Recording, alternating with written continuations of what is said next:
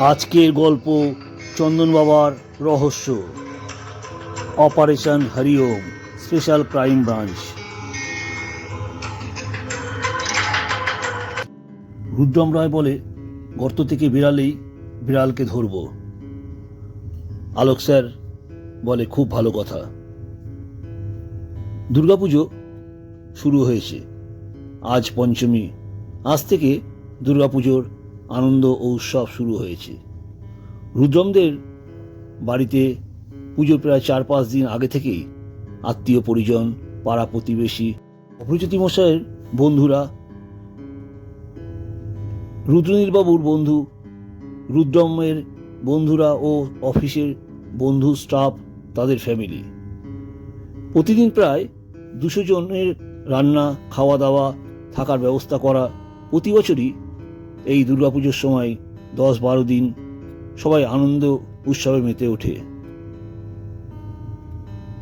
এদিকে এসএসপি আলোক মুখার্জি,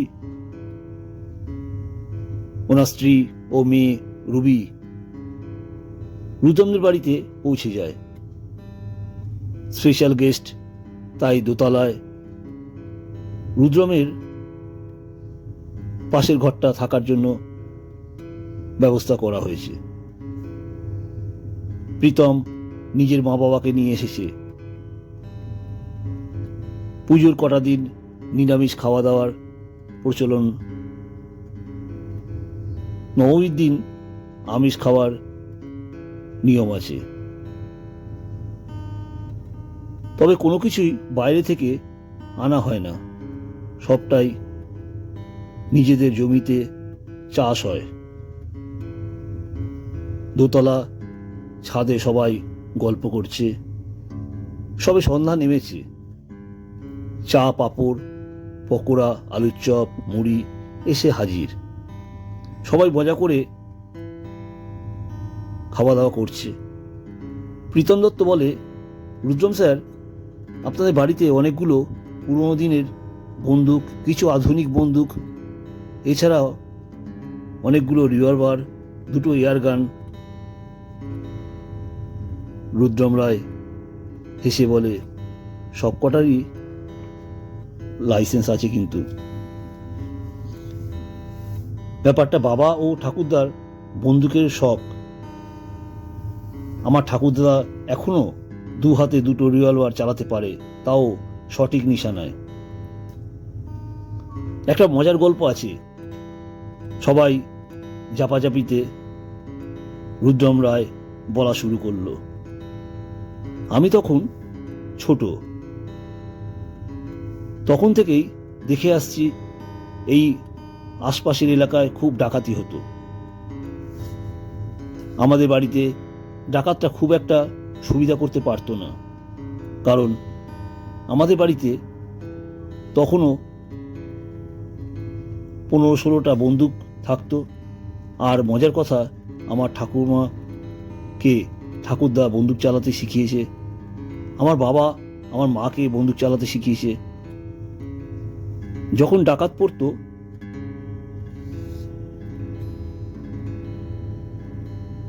এরাও রেডি থাকতো।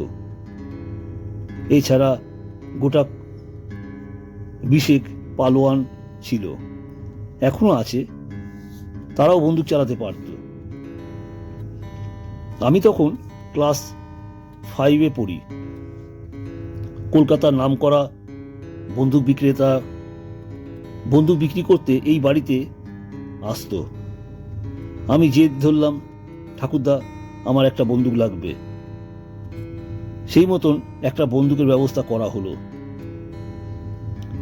এদিকে ডাকাতের ভয়, তাই ঠাকুরদা পুলিশ আধিকারিককে বলে নিজের জায়গা দিয়ে জায়গার ওপরে একটা পুলিশ ফাঁড়ি করে।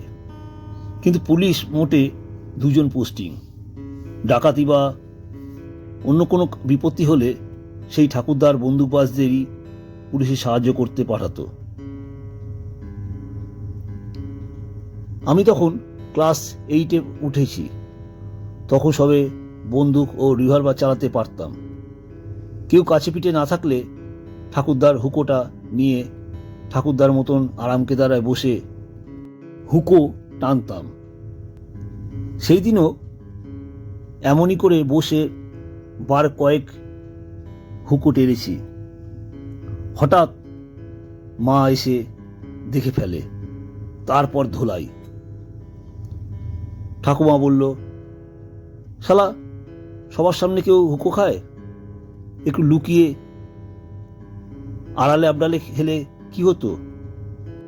আমি কাঁদতে কাঁদতে বলেছিলাম, ঠাকুরদা সবার সামনে হুঁকো খায়, তখন কোনো দোষ নেই, আর আমি খেলেই যত দোষ। ঠাকুরদা আমার কানটা ধরে বলে, শালা তোর বাপ কখনো হুঁকো খেয়েছে? আমি বললাম, আমি তোমার মতন হব।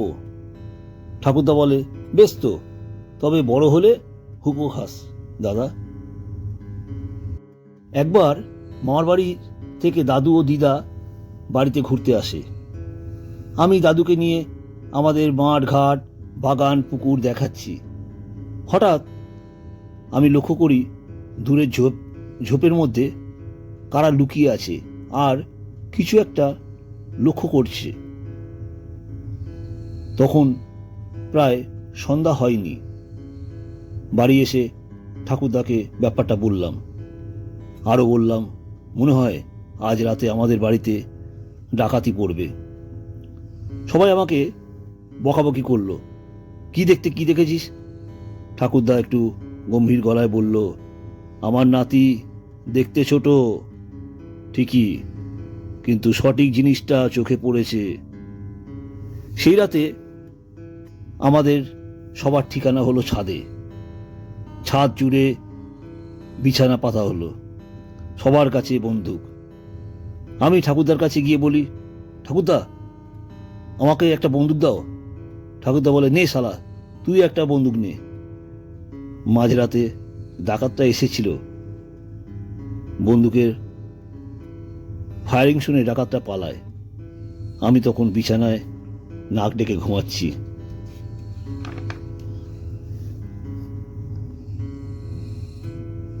দুর্গাপুজো সমাপ্ত হলে মা দুর্গা বিসর্জন হয়ে যায়।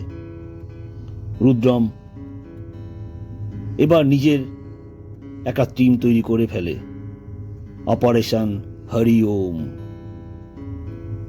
অফিসাররা যে যার কাজ করা শুরু করে দেয়। রুদ্রম রায় ও প্রীতম দত্ত সাধু বাবার বেশ ধরে আশ্রমে যাতায়াত শুরু করে। আস্তে আস্তে পরিচিতি বাড়ে। এবার আশ্রমে একটা থাকার ব্যবস্থা হয়ে যায়।